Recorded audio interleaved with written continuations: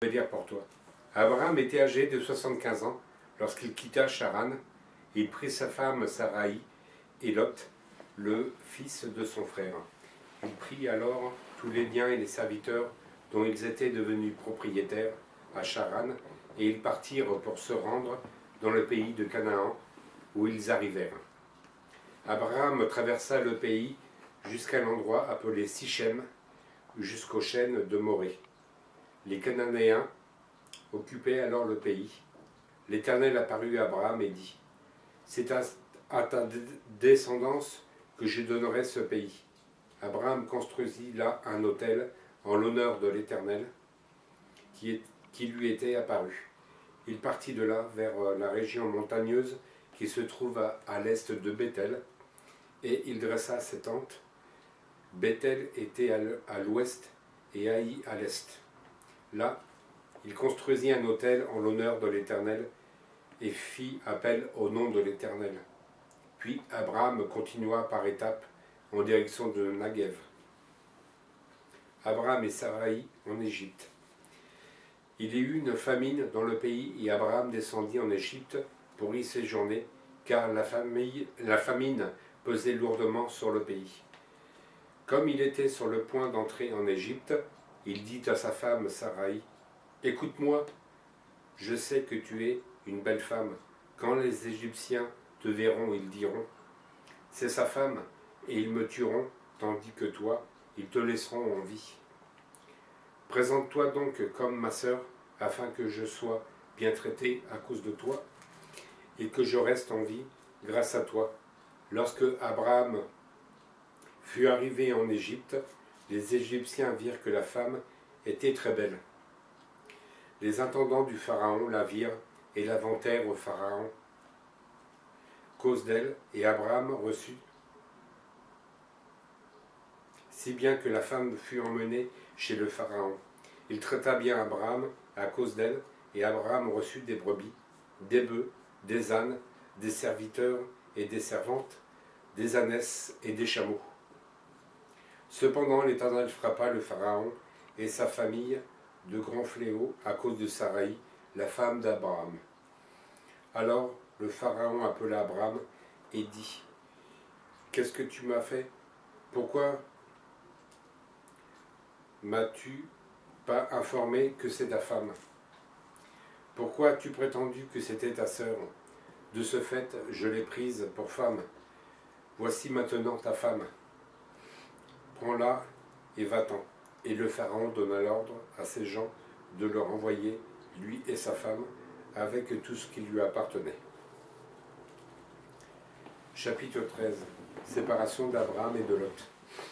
Abraham remonta l'Égypte vers le Negev avec sa femme et tout ce qui lui appartenait. Lot était avec lui. Abraham était très riche en troupeaux et en argent et en or. Il se rendit par étapes du Negev jusqu'à Béthel, jusqu'à l'endroit où était sa tente au début, entre Béthel et Haï, là où se trouvait l'autel qu'il avait fait la première fois. Là, Abraham fait appel au nom de l'Éternel. Lot, qui voyageait avec Abraham, avait aussi des brebis, des bœufs et des tentes. La région ne suffisait pas pour qu'ils habitent ensemble. En effet, leurs biens étaient si nombreux qu'ils ne pouvaient plus rester ensemble. Il y eut une dispute entre les bergers des troupeaux d'Abraham et les bergers du troupeau de Lot. Les Cananéens et les Phétésiens habitaient alors dans le pays. Abraham dit à Lot : qu'il n'y ait donc pas de dispute entre toi et moi, ni entre tes bergers et les miens, car nous sommes frères. Tout le pays n'était pas devant toi. Sépare-toi de moi. Si tu vas à gauche, j'irai à droite, et si tu vas à droite, j'irai à gauche. Lot leva les yeux et vit que toute la plaine du Jourdain était entièrement arrosée. Avant que l'Éternel n'ait détruit Sodome et Gomorrhe, c'était jusqu'à Tsoar, comme un jardin de l'Éternel, comme l'Égypte. Lot choisit pour lui toute la plaine du Jourdain et se mit en route vers l'est. C'était ainsi qu'ils se séparèrent l'un de l'autre. Abraham s'installa dans le pays de Canaan, tandis que Lot s'installait dans les villes de la plaine et dressait ses tentes jusqu'à Sodome. Les habitants de Sodome étaient mauvais et péchaient beaucoup contre l'Éternel. L'Éternel dit à Abraham, après que Lot se fut séparé de lui, « Lève les yeux, et de l'endroit où tu es, regarde vers le nord et le sud, vers l'est et l'ouest. En effet, tout le pays que tu vois, je te le donnerai à toi, ainsi qu'à ta descendance pour toujours.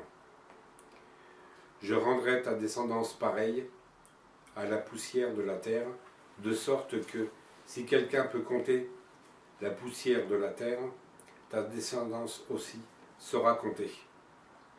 Lève-toi et parcours le pays dans sa longueur et dans sa largeur, car je te le donnerai. » Abraham déplaça ses tentes et vint habiter parmi les chaînes de Mamré, qui sont près de Hébron.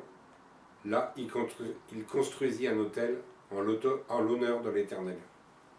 Chapitre 14. Intervention d'Abraham en faveur de Lot.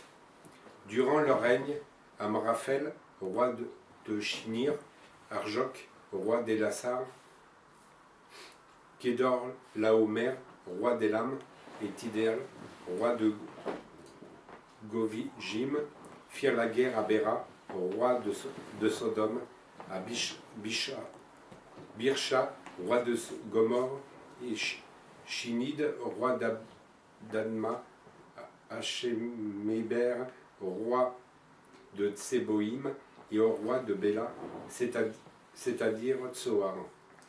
Ces derniers s'étaient tous rassemblés dans la ville de Sidim, c'est-à-dire la mer morte. Pendant 12 ans, ils allaient être soumis à Kedorlaomer, mais la 13e année, ils s'étaient révoltés.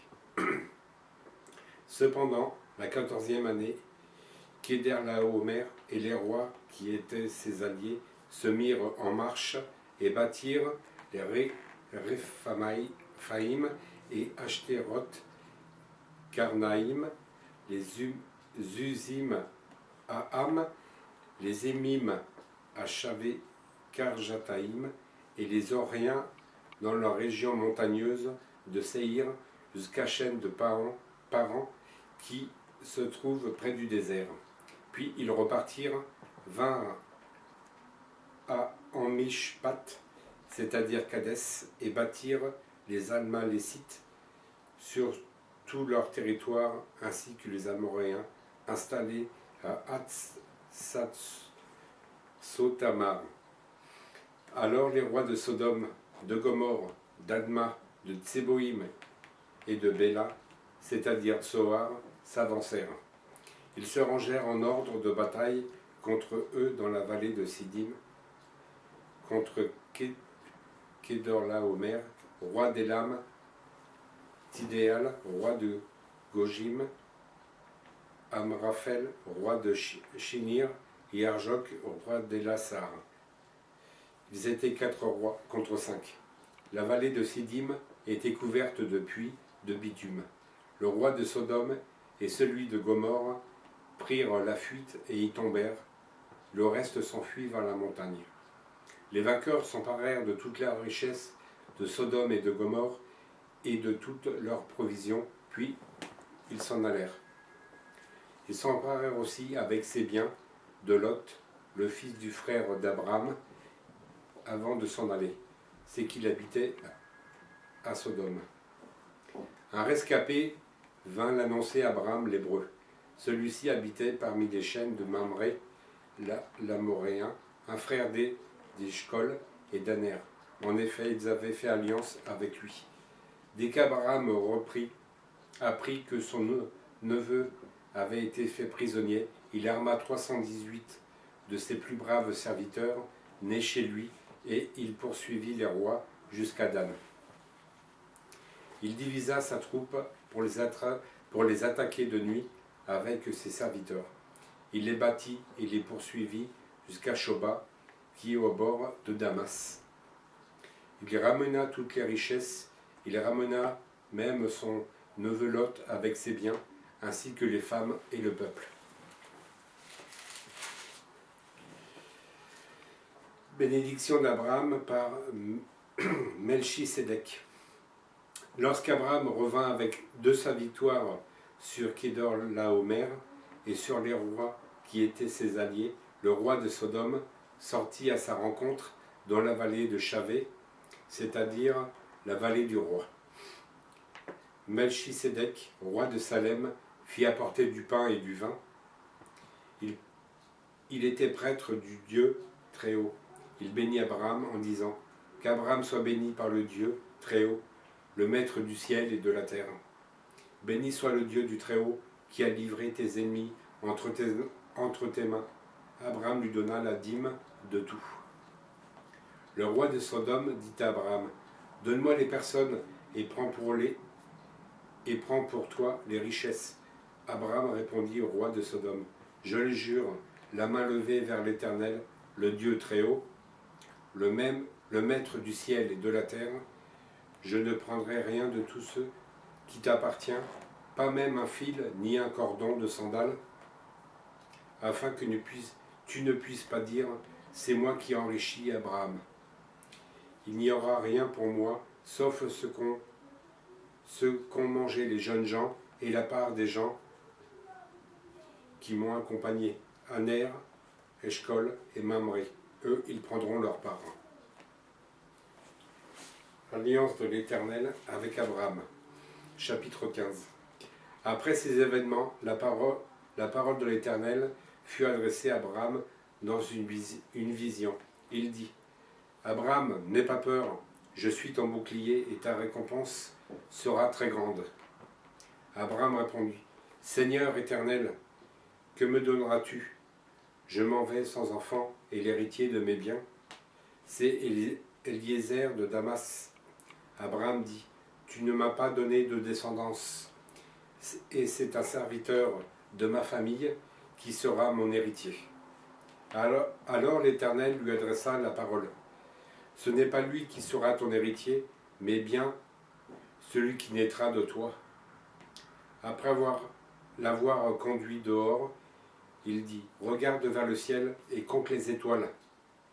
Si tu peux les compter. » Il lui affirma « Telle sera ta descendance. » Abraham eut confiance en l'Éternel qui le lui compta comme justice. L'Éternel dit encore « Je suis l'Éternel qui t'ai fait sortir d'Ur en Chaldée pour te donner ce pays en possession. » Abraham répondit « Seigneur éternel, à quoi reconnaîtrai-je que je le posséderai ?» L'Éternel lui dit « Prends une génisse de 3 ans, une chèvre de 3 ans, un bélier de 3 ans, une tourterelle et une jeune colombe. » Abraham prit tous ces animaux, les coupa par le milieu et mit chaque morceau l'un vis-à-vis de l'autre, mais il ne partagea pas les oiseaux. Les oiseaux de proie s'abattirent sur les cadavres, mais Abraham les chassa.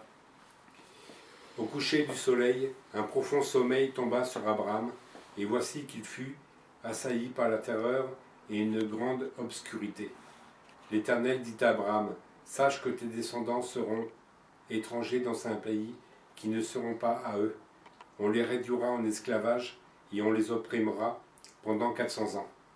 Cependant, la nation dont ils seront esclaves, c'est moi-même qui la jugerai, et ils sortiront ensuite avec de grandes richesses. Quant à toi, tu iras dans la paix rejoindre tes ancêtres, tu seras enterré après une heureuse vieillesse. Ce n'est qu'à la 4e génération qu'ils reviendront ici, car la faute des Amoréens n'est pas encore à comble.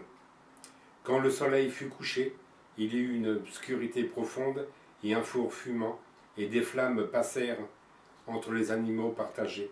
Ce jour-là, l'Éternel fit alliance avec Abraham en disant « C'est à ta descendance que je donne ce pays, celui qui va du fleuve d'Égypte jusqu'au grand fleuve, jusqu'à l'Euphrate, le pays des Kéniens, des Kénisiens, des Cadoniens, des Hittites, des Phérésiens, des Réphaïm, des Amoréens, des Cananéens, des Gigarasiens et des Jébusiens.